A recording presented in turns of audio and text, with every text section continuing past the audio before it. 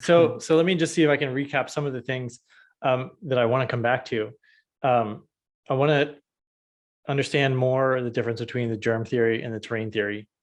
I did a little bit of work on the Great Barrier Reef in marine biology. I lived in Australia for a while during my undergrad and studied marine biology, so I totally know what you're talking about in terms of the aqueous environment. So I think what you're saying is it's so important to understand the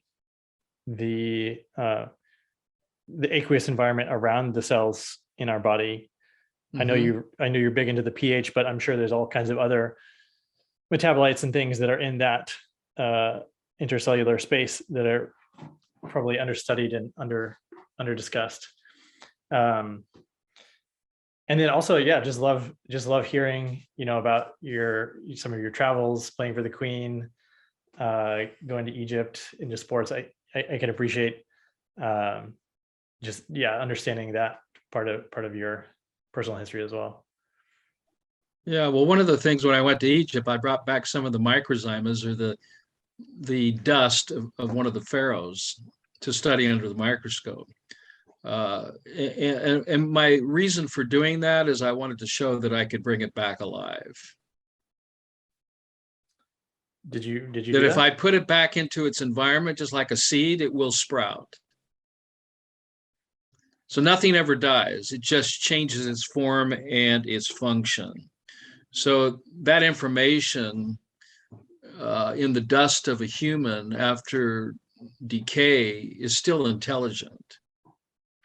And there's still memory there. It's encrypted on the anatomical elements. In fact, just on one red blood cell, you can decipher a whole life from that.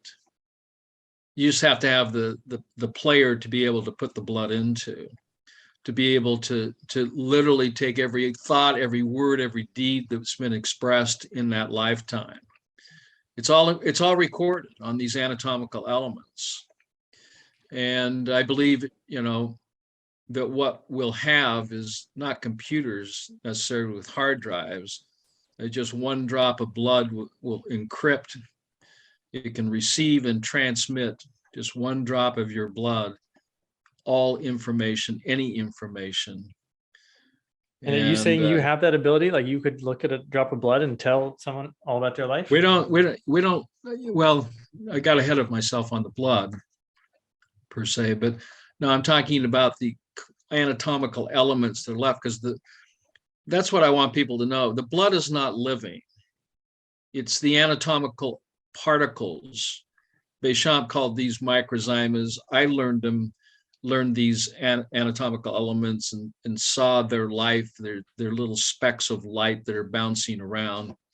Anatomical elements. Okay, what? So it's a living, indestructible anatomical element that after the body's been cremated, there is a material. That material that's put in the urine, you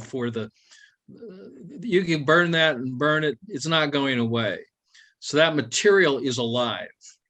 You can reconstitute it back into a saline solution, 0.9% saline solution, and you can see it come alive.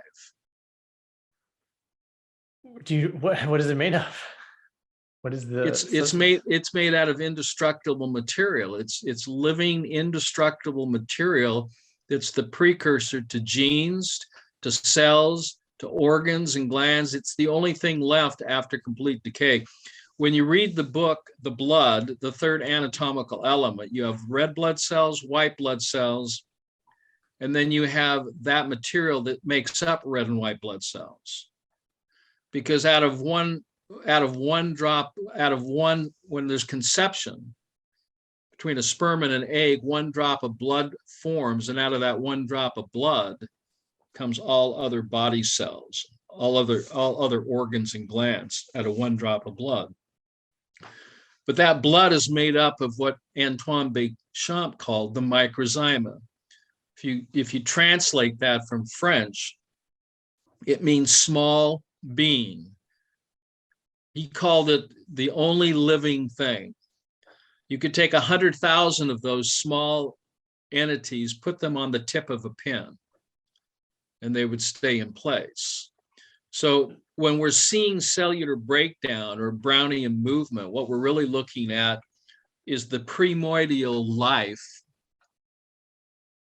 of the beginning and the end. So when I'm looking at this, I've literally got my finger on the magic of life. I'm looking at red blood cells, but that's a larger manifestation of billions of these anatomical elements that have joined together an organization that has the ability to change its form and function based upon the environment. So in 1994, in a type 1 diabetic, I witnessed the biological transformation of a red blood cell into a rod bacteria. And out of that rod bacteria had the same dimensions and anatomy of what would be identified as an anthraxis bacillus. But then something very interesting happened. Had I, at the moment, looking under the microscope, just saw the anthrax bacteria in the blood plasma, in the vascular fluids, and then I watched this transform into a red blood cell, would that be significant? So you saw it change and then change back. That's correct. Yeah. So that 1994, I couldn't explain that. It definitely didn't represent anything like the germ theory, that its species are genetically, perfected. It is what it is. Like a cat is a cat and a dog is a dog. And cats don't morph into dogs, right? Just as monkeys don't morph into humans, unless you believe in some sort of, transformation that takes place within species. Yeah, I believe in evolution within the species, not outside the species. But if you take a chimpanzee and you take a human, they're made up of the same stuff as it relates to the anatomical element of the microzyma. The only thing that makes them different is within the soul that resides within them. And that's a matter of intelligence. That's a matter of light. So what I saw in 1994 is I witnessed in a 21-year-old type 1 diabetic who was on a junk food diet. She was definitely on a diet, not a live it, because she was killing herself with coffee and hamburgers and junk food, fast food. Taking 120 units of insulin a day, trying to keep her blood sugars down because people don't realize that sugar is a byproduct of cellular breakdown. It's a waste product, kind of like bananas get sweet as they're breaking down. That's what happens to human matter. It gets sweeter and sweeter and sweeter. So you don't get old, you mold, I say. But mold is a biological transformation of the microzyma. What used to be an organ can transform into aspergillus or fusarium. These are just different forms or structures of cellular breakdown. And people get, when you're in the germ theory, this is not possible because there's genetic issues, how does that change? But it's all pH sensitive. So if you're actually watching, and I have watched it, I've watched blood turn to bacteria, turn to yeast like candida. I literally watch it push out Y-form yeast, where it started out as a red blood cell. So when you see this, you question everything that you've learned in microbiology, because it's not static. Matter's constantly changing. In fact, if I could say one thing about that, the only thing in life that is constant, and this is a matter of physics, the only thing in life that is constant is change. So you have to get used to it. You have to realize and look forward to the fact that we're always changing. And that changing depends on how well we take care of the internal environments of our body. And that's the basis of my disease and health model.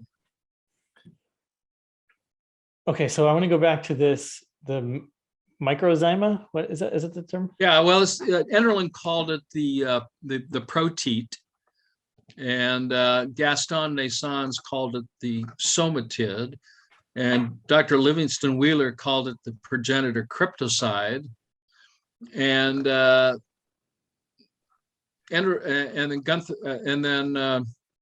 Antoine Béchamp he referred to, which was the first in a line of many others that followed him, in French, called Microzyma. And one of the most important books that he wrote is called Lace Microzyma, where under his microscope, he didn't have a digital camera taking pictures, but he would draw what he saw.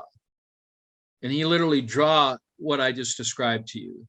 The evolution of matter, or I call it microzymian evolution, from the beginning to the end and everything in between. So there's different manifestations, but it begins, as God said, from dust. It ends with dust, and that dust cannot be created, nor can it be destroyed. The only thing it can is organize or disorganize. That is the only thing that's living in the human body, other than the spirit that inhabits that particular tabernacle. But when we're talking about physicality, the only thing that's living is the microzyma.